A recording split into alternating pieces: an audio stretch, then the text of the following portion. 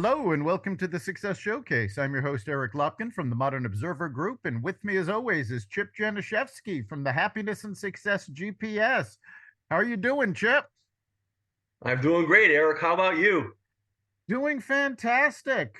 And almost our first podcast because we haven't done one for a while, with me being gone for 2 weeks in California and you being gone last week. So I'll have to remember how we go through this again.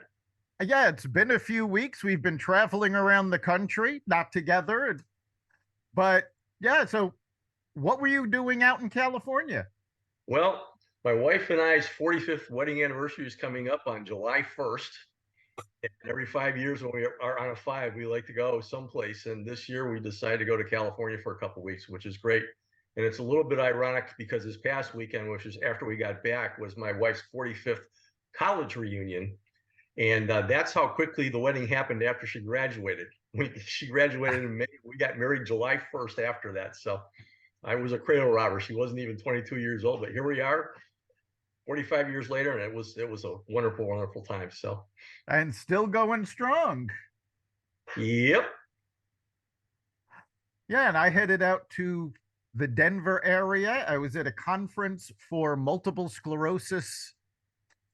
I'm chairman of the board of directors for the Support Info Go initiative. So we go out to this conference periodically, learning more about what's going on to try to stop multiple sclerosis and how we can help those afflicted with it. So that's what kept me busy. Yep. And I saw your partner, Ray Charpentier, last Friday at a meeting, and he's looking great, and he's just so inspirational. So yeah, my partner actually has MS, but he has been drug-free for, I believe, 5 years already. And he's got no progression, all due to diet, exercise, and, basically keeping up with treatments. So, yes, MS is not a death sentence. You do not have to end up in a wheelchair. You do not have to end up, losing control of your body. These things can be beaten, but you have to take the time and put in the effort. Yeah, absolutely. And a lot of it starts out with the positive mindset that Ray has. And our guest today also has a very positive mindset and has been through different things in her career. And she is now a confidence coach. And it's our pleasure to welcome Michelle Marin, the confidence coach, to our podcast today. So tell us a little bit about yourself and your career, how you got from point A to point B, and we will continue on. Yeah, well, thank you. I'm so glad to be here with both of you. And it's been a journey, right? I spent many years in food service sales, and more recently decided to take the leap and do coaching full time. And I was not raised with a lot of confidence. I can definitely say that. And with a weak support structure, it was more of a, hey, you just kind of get by and keep your head low, and it just didn't cultivate my confidence, so to speak. But over the years, and then I found the positive intelligence program, I've started to build it, and I want to be able to share that with others.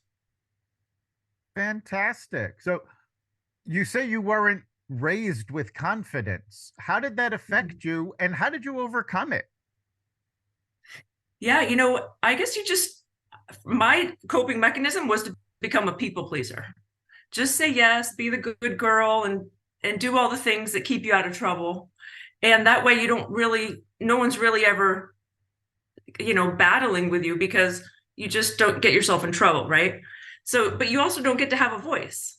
So that was the challenge. So over the years, I was striving really hard about getting an education and doing all the things that would hopefully build my confidence. And I realized that, wait, even though with all these accomplishments, it still wasn't quite there. And when I started using the tools of the positive intelligence program, it got me to see my inner critic, where I was being so completely hard on myself. And when I could start to calm that down, that's what made all the difference for me. Interesting. So tell us what the program is all about. Yeah, it's a 6-week program, and it's based on an app. There's a book too that's called Positive Intelligence, but the program itself is basically where the rubber meets the road, where you're able to have daily mini practices it creates a structure, and there's a simple structure, and then a weekly conference coaching call that goes with it to support it, and a weekly video. So with the structure and with the coaching behind it, it's teaches you to kind of restructure your brain a little bit, like how to calm your nervous system and to be able to get present in situations that might otherwise be challenging. Nice. So, as someone who did not have confidence, and now you're teaching, yeah, how people can attain their confidence, and you've obviously attained yours. Can you describe what it's like for you, the difference between living day to day without that confidence and once you achieved it? Yeah, and I want to say that the confidence isn't a puffed up, I'm great kind of confidence. It's more of what I might call an unconditional confidence, saying, hey, I might not have all the answers, but I'm willing to, do it anyway. For example, can I give you a little example of that? Absolutely. Yeah, so small story. I was wanting to have a difficult conversation with someone I was close with. And in the past, I would have just overlooked it, been the people pleaser. And instead, I decided to have the hard conversation. And in light of that, I felt my body getting nervous. All those things. Once I said the words, I just got quiet. And I waited, like, I just wanted to go in and make it all better, sugarcoat the whole thing, take my words back. But instead, I just sat calmly with the discomfort and saying that this is what's true for me. So with that, it was really empowering to be able to say the hard things and even do it, even though you're a little bit uncomfortable. So it's nice that it allows me to be different in the world, to be able to go out and put myself in new situations, to say no when I feel like saying no, to set boundaries. It really opens up a world of possibilities. Yeah, we've talked a lot about the power of saying no and putting yourself first. There's a reason when you get on an airplane, when they talk about putting the air mask on, they say, if you're traveling with a child, put your mask on first and then take care of the people you're with. Because if you're not taking care of yourself, there's that much less to take care of somebody else. And I think that confidence has a lot to do with that. You mentioned having a tough conversation, and those tough conversations are always seem to be so much worse in your imagination than they are when you actually have them. Yes, this is a really good point. Absolutely. And what I think too is that when we put our own air mask on, so to speak, the world tells us we're being selfish instead of self-care. There's a difference. Yeah. We can be a lot better in the world with our family, as a parent, all of those things when we have better self-care, and can lose that inner critic that tells us we're being selfish. Yeah, you bring up the world, and that's what we're exposed to. I mean, as you both know, being a new grandparent, I'm just watching my grandchildren grow up and everything. And I mean, both of you know, when I talk about the first thing, when kids are born, when a child is born, all they have is awareness. They have no baggage, nothing going on. Then they learn, they hear words, they see their parents and so on and so forth. And they learn about the quote unquote world. And unfortunately, nowadays, even though it's always been like this, with being bombarded with social media and everything else all around the place and bad news, that world tells you the way that you're supposed to be. And people get hung up about that because they just pick out different things. And there's a zillion of them where they don't conform to the world.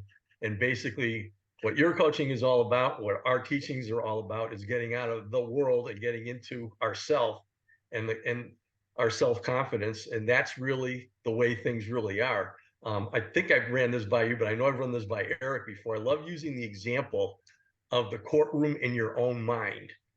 And I have a little diagram about this, and it's an empty courtroom. And you are the judge, you are the accused, and guess what? The jury chairs are absolutely empty. And the reason is because they're all in their own personal courtrooms too. Everybody's got their own hangups, worrying about what other people think about them, and so on and so forth. and it really doesn't matter. All you can give to the world is your best self, that's exactly what you're doing, and that's what we're doing also. And that's the most important thing. I use a lot of quotes, but one of my favorite ones is, what other people think about you is none of your business. Number one. And the number two, don't take yourself so seriously. Nobody else does, because Right. they're all worried about themselves. So it's so cool to see you doing what you're doing, and I'm sure you are reinforcing that, because that's what needs reinforcing, is that person in the mirror who is the most awesome person there. Where, I mean, we all came from the same wonderful source, and that's love. So got to see the person there for everything to work. So it's so cool to have heard your story and how you gotten from where you are to where you are now, and doing what you're doing. It's fantastic. Yeah, but I love that what you point to is freedom, the freedom to be self-expressing. And I find that if I show up in the world with kindness and gratitude, how could you go wrong? How could you not have confidence when you're having, so you know, you're taking good care of yourself, but you're also having kindness and gratitude for what shows up in your life. Yeah, you're attracting it back. So Absolutely. And you mentioned kids, and I mean, kids are fearless. They don't know they can't do things. They believe they can do anything at all, and they'll try it. And then over time, we get beaten down to saying, oh, you can't do that. Oh, you're not supposed to do that. Oh, the system's rigged against you. You'll never be a success. And the naysayers just come on and on. And it's so important for somebody to be able to harness that confidence to say, you know what, maybe you can't do it, but I can. Yeah, I have this little picture of myself. I'm about 3.5 years old. I have this funny little shirt. I think it has some spots on the front of it, like some stains. I didn't care.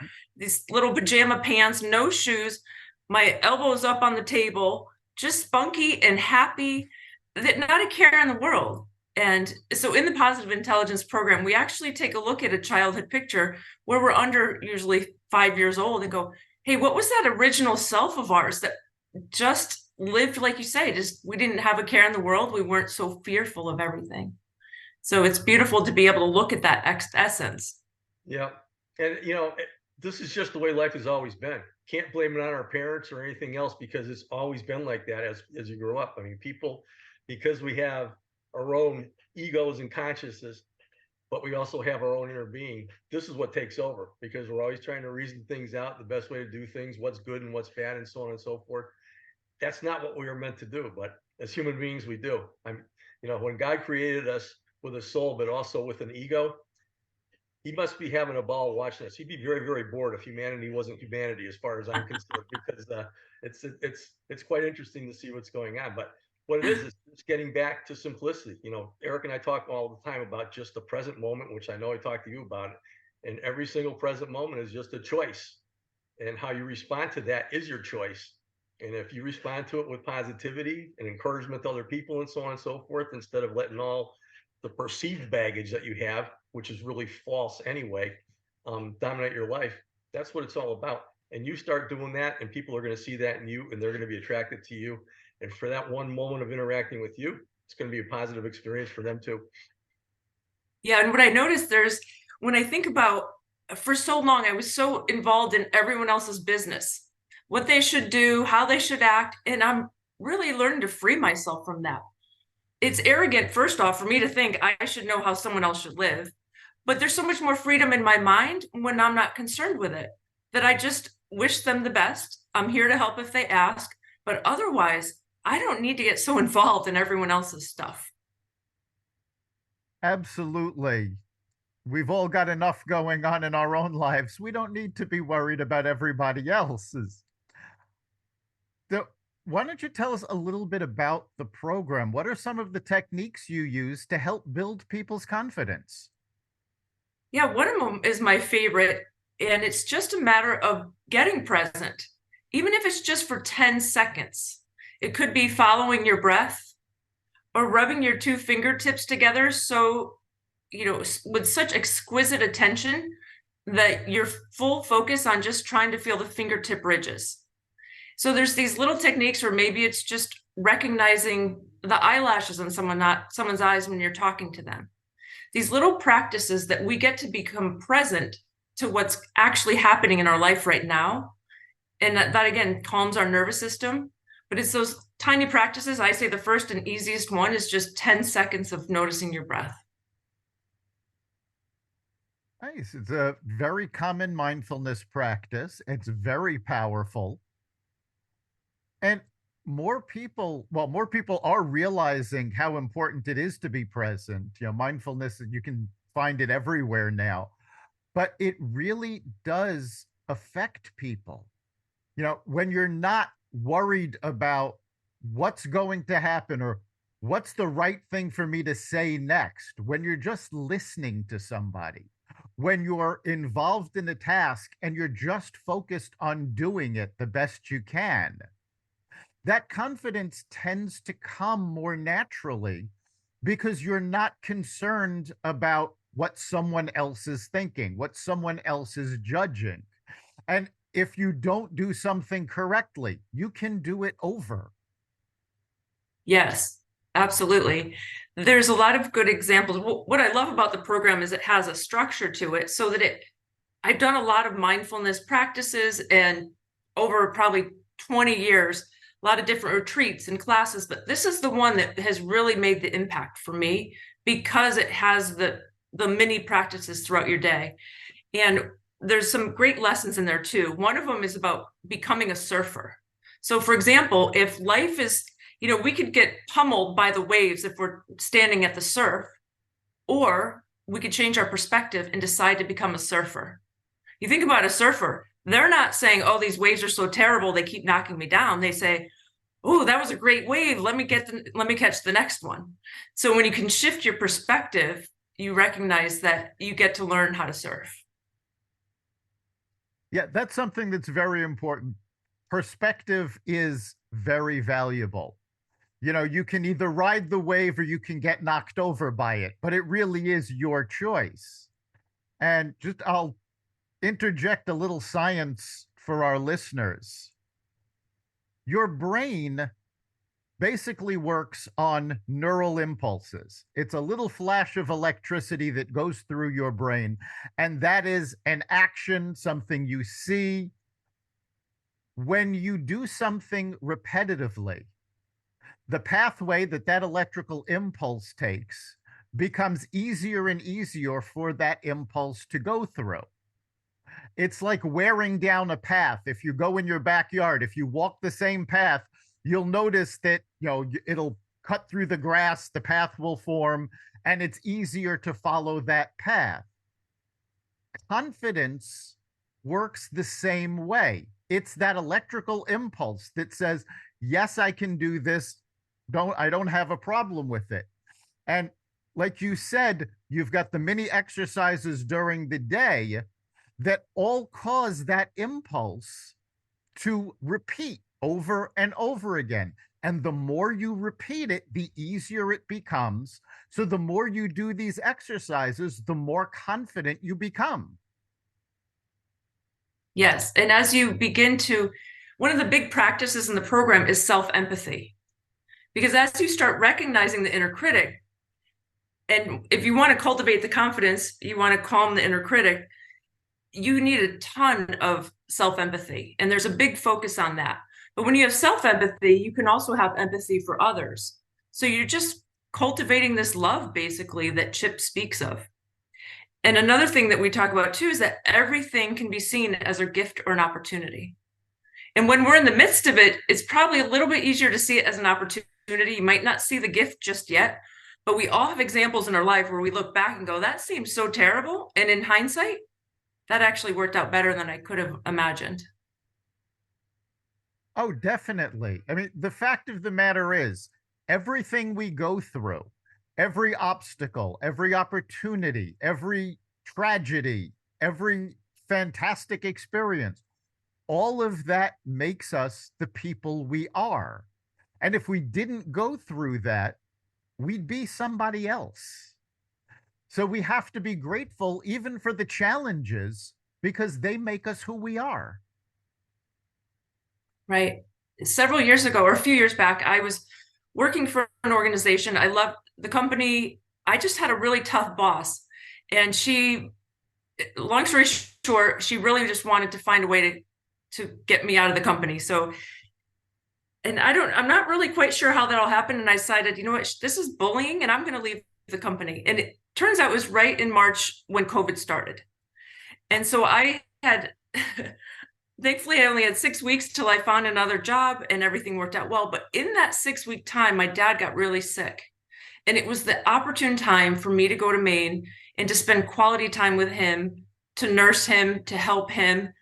And then I flowed right into another job and had a great boss. Like everything just flowed. But it was amazing. It felt so hard, but there was a huge gift in there. Certainly. I mean, you got to spend time with your father, and I'm sure he appreciated it greatly. So he saw the gift as well. And that goes to show, yes, you were doing what was best for you by leaving the company at that point, but you were also doing what turned out to be best for your father. So taking care of yourself, taking care of your own needs, that's a great example of how that doesn't equate to selfishness and it doesn't preclude taking care of others. And that's something I think a lot of people miss. They still think, oh, if I'm doing something for me, I'm just being selfish. No, Right. got to replace those old mantras that the world tells us with what reality really is. And reality starts right here. And I always tell people that you'll know when you're doing something good for somebody, you'll feel it in your heart. There's nothing wrong with feeling it in your heart. Other people may think you're being arrogant and so on and so forth. But again, they were in their own courtrooms judging themselves and so on and so forth. And I'm going through the same thing. So, I mean, it's really important that for people to realize, which is exactly what you're teaching, that your old habits are automatic negativity, worry, fear, regret about the past, I'm not worthy, and so on and so forth. And at any point in time, you can replace those with appreciation for the present moment, what's going on around you, nature, and so on and so forth. And most importantly, what's going on right inside of the heart of that person in the mirror. So it's just a shift, and that's all these different exercises that you're talking about are meant to bring people to what reality really is, because all these things about what's good and what's bad and so on and so forth, we as human beings created. God didn't give us language. We did. We created all that stuff ourselves just to figure things out. Nothing wrong with it, except we really get in big type trouble when we're doing that. So all we're doing here is with your coaching and so on is just putting things in perspective and really helping people to understand where they really are. So it is so much needed. It's so cool you're doing it. Yeah, you said a word that really stuck with me was arrogance, because confidence without humility can show up as arrogance. So really it's the combination of the two, which I think is a really interesting, it's a good distinction to be able to say that as we grow our humility, we can grow our confidence. As we grow our confidence, we must grow our humility. Otherwise, it's just showing up as arrogance. Yep. Yeah. So, as I've been coaching a long time, and I always find as my clients grow, I get something out of that as well. As you're teaching confidence and as your clients are getting more confident, how is that affecting you? Yeah, well, you're right. With coaching, we're learning together, right? As me and the client, because I don't want to show up with all their answers, but it allows me the space to recognize what's the gift in them, the gift in me. It's like this back and forth exchange. And what I like to call coaching is I get to create space for possibility. And we never exactly know what's going to show up, but I don't want to come and give people answers because that's diminishing their confidence. I want to help them unearth their own confidence and start to recognize their own greatness. Yeah, I love that term, creating a space for possibility. Maybe I saw an interview the other day, two very successful people, and one of them was saying, well, yes, they're successful, but they're the exception. Most people can't do what they did. And the other person who was being interviewed said, no, that's a terrible message to send. Everybody can do what we did if you put in the work. Everybody has that same capability. And as I was watching this, I realized that when people are telling you, oh, the system is stacked against you, or not everybody can do this, it's because their ego needs to make themselves feel special. So they're saying this as, yes, I can do this because I'm special, but everybody can't do this. And that's a terrible message to be sending. And we really do need to impart the message that, yes, you can do what you put your mind to, and you can have the confidence to make this happen. Yes, because when we recognize our inner critic where it's getting in the way, maybe it's, we're a stickler and we have to make sure everything's perfect, or we are hyper vigilant and we're afraid that the other shoe is going to drop, or we have a victim mentality. When we can start to move past those, just kind of quiet those voices, then we can start to cultivate that confidence. But what I recognize when I talk to people about is, because I have clients, for example, that are VPs and other executives, and no matter how many accomplishments they have, they say, oh, I lack confidence. There's almost this imposter syndrome happening.